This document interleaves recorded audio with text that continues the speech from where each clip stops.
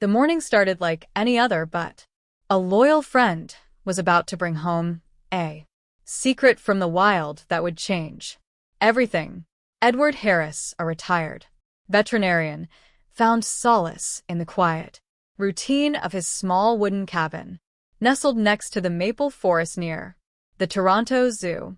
After more than 40 years of caring for animals, his love of nature never waned. His only close friend was his loyal black Labrador, named Cooper.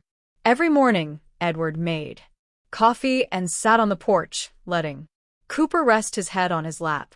Their life was peaceful and simple, with only the sound of the wind blowing through the trees and the golden sunlight filtering through the leaves. This morning, however, when Edward stepped onto the porch, he did not find Cooper waiting for him as usual. The sudden silence was a loud alarm for Edward. He called his name softly, but only the sound of birds responded. Anxiety made him quickly put on his sweater and step out. The damp ground from the previous night's rain clearly showed Cooper's round footprints leading deep into the dense forest. Edward followed the tracks, his heart pounding with a series of terrible hypotheses ringing in his head. Just as he was about to turn back, a familiar dark shape emerged from between tall trees. It was Cooper, but his mouth was closed around something that looked strangely soft and small. As it approached, the sight that froze Edward's breath was an unconscious rain-soaked form clutched gently in its mouth. A newborn lion cub. He stood still, eyes scanning the forest wearily, afraid that the lioness might be lurking somewhere. Finding no sign of the adult lion, Edward whispered, "Cooper, just keep him safe for a little while. Be careful, son." Cooper gently lowered the cub onto the rotting leaves, his brown eyes shining with worry and trust. This was a miracle and a terrifying mystery rolled into one. A creature of the African savanna found improbably in a Canadian temperate forest. The tranquility Edward cherished had just been shattered by the desperate plea of a fading life. A retired veterinarian's instincts flared to life. The race to save a tiny, fragile creature had begun, and every second counted. Edward's fear of the cub's mother lurking nearby was quickly overshadowed by his professional oath. His trembling hands recognized the cold reality. The cub was barely breathing. Edward had no time to ponder the strange fork. He ran home, clutching the cub inside his woolen coat, transferring his own warmth to the fading life with him. The small cabin transformed into an emergency room, smelling of pine and antiseptic. He placed the cub on the table and turned on the light for a quick check. The strong light revealed its severe dehydration and exhaustion. As a retired vet, Edward knew he had to act fast against hypothermia and dehydration, the fastest killers for a young carnivore. He checked its heart rate and pulse, breathing a sigh of relief when he saw that weak vital signs remain. The tension in the room was palpable, mirrored by Cooper's quiet groans of worry beside him. Edward's critical intervention began, administering a life support shot, providing subcutaneous fluids to replenish lost water, and gently massaging the tiny chest to stimulate circulation. These were not the actions of a retired old man, but the deep-seated reflexes of a professional spent a lifetime healing. Edward carefully took a towel to dry the cup, wrapped it in a warm blanket, and placed it near the fireplace to maintain its temperature. Now the house was strangely quiet, except for the ticking of the clock and the shallow, fragile breathing of the lion cub. This segment emphasizes Edward's decades-long expertise saving an unlikely patient. He stayed awake, monitoring every delicate breath As the morning light shone through the window, the lion cub moved slightly for the first time, causing Edward to smile in relief. That was his first hard-won signal that the worst was over for now. Edward knew he was only the temporary rescuer. He had to immediately notify the authorities to find the origin and proper habitat of this lost creature.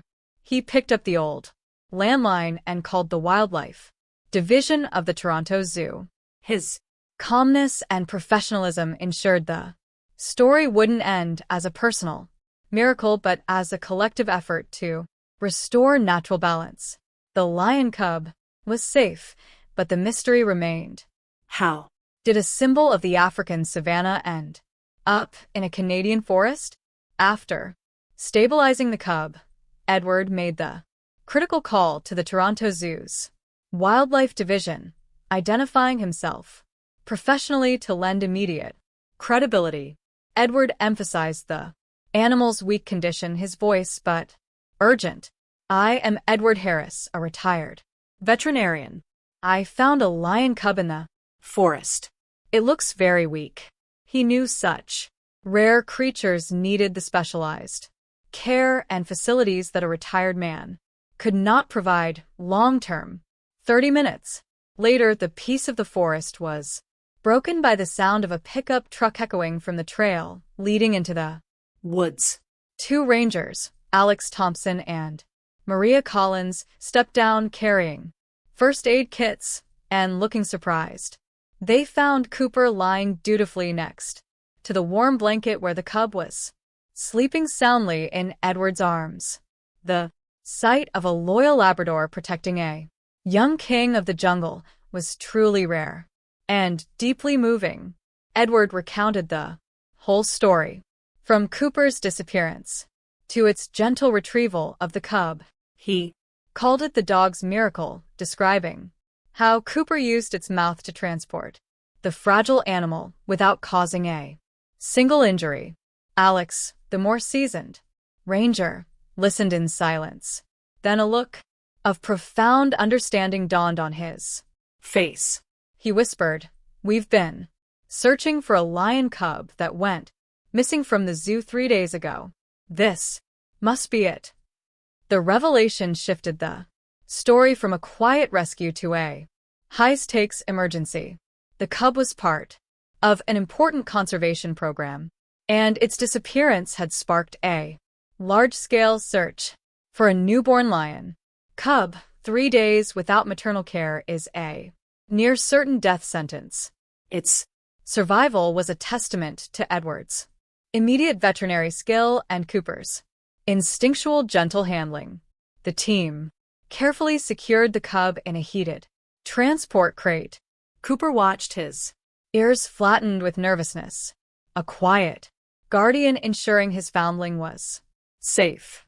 Edward, the retired vet, climbed into the carriage with them, his new commitment to this tiny life overriding his desire for personal comfort. On the way, he continuously reassured Cooper, knowing the dog, since the impending separation, this was not just about returning an animal, but about restoring a lost family. The quiet kindness of a man and his dog led to a moment of primal, powerful love that echoed across the sanctuary. Arriving at the Toronto Zoo's medical station, the cub was immediately rushed into the veterinary emergency room for a checkup. Doctors quickly confirmed the cub had no broken bones, just severe exhaustion from days of hunger and dehydration. A doctor gave the cub extra fluids and an energy shot to help it quickly regain consciousness.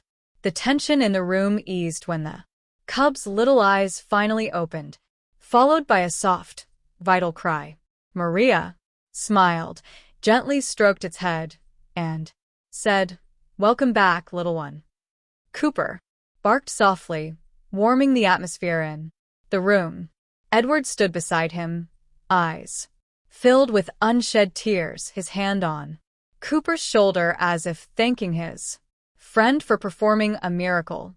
The head doctor confirmed the cub was the youngest of the zoo's matriarch, Arya.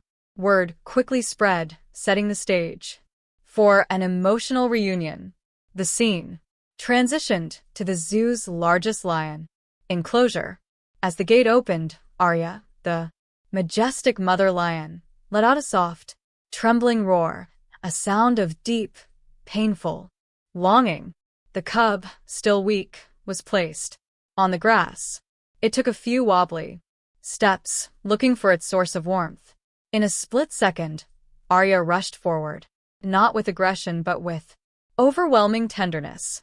She sniffed her baby all over, rubbing her massive cheek against its tiny body, making a deep, loving sound. Her two older siblings joined, lovingly licking the newcomer's head as if to welcome him back.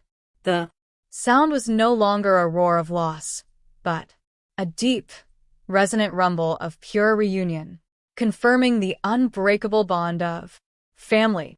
Edward and Cooper watched from the fence, their hearts filled with emotion and simple happiness. Cooper sat beside him, his tail gently wagging, his eyes shining with joy at seeing the little creature revived. Ranger Maria captured the moment, a photo of love between man, dog, and lion spreading through the zoo staff. Ranger Alex, moved by the sight, softly said, "Not everyone gets to witness a sacred moment like this." Edward smiled and replied in a low, gentle voice, "Miracles always happen when we know how to love properly." This sentiment captured the powerful and subtle message of the entire story. Miracles always happen when we know how to love properly. The quiet wisdom of a retired man offers a profound takeaway for us all. Edward's assertion about loving properly was not just a comfort, but the core message of the story. It encompasses compassion, the courage to act, and the ability to recognize the value in every life, regardless of species. The next day, Edward and Cooper returned for a final visit to the cub in the zoo's care. Under the golden sunlight, the cub lay, curled up safely next to its mother, Arya. Its clear eyes looked out at the blue sky, free of the fatigue or fear it had experienced. Noticing Edward, Arya slightly raised her head and let out a low roar, an ancient, powerful sound that was an undeniable expression of deep gratitude for the life saved. Cooper sat quietly outside the fence, watching the lion family barking softly, as if to say goodbye. Edward bent down and stroked Cooper's head, whispering, "We did the right thing, my faithful friend." This moment was not just the end of a rescue mission, but the confirmation of a special bond that transcended all biological barriers. Their story would remain not just a personal memory, but a small legend within the Toronto Zoo about the kindness of an old veterinarian and the incredible instinct of his dog. On the way back, fallen yellow maple leaves covered the path, light glittering among the quiet forest canopy. In Edward's heart, a small story had come to an end, a story about compassion and the bond between species, proving that empathy is nature's strongest language. The tale of Cooper and the lion cub is a gentle yet powerful reminder. The smallest act of kindness can sometimes be the catalyst for the biggest miracles. This enduring bond reminds us that compassion transcends species. The challenge to the audience is clear. What small, seemingly insignificant act of kindness can you perform today? The biggest miracles often start with the quietest steps. Like Edward, we all have the power to mend broken connections.